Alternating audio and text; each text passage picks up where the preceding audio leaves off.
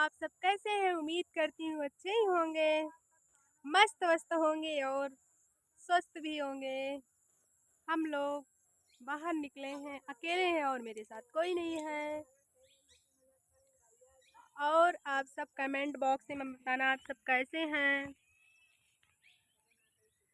मैं देखो साड़ी पहनी हूँ और खड़ी हूँ, आप लोग बताना कमेंट में कैसे हो प्लीज़। और मेरी सिस्टर वहाँ पर बैठी है चेयर पे, देखो।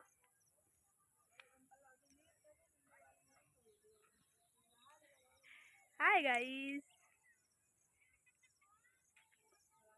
मेरे भाइयों, मेरे बहनों, मेरे सिस्टरों को प्लीज़ हमारी वीडियो को शेयर करो, सब्सक्राइब करो हमारे चैनल को प्लीज़। हमारे प्यारे प्यारे दोस्तों, उम्मीद करती हूँ आप लोग अच्छे ही होंगे।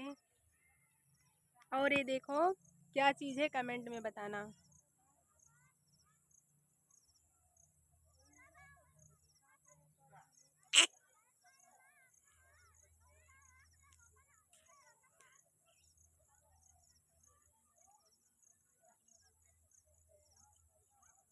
बाय दोस्तों।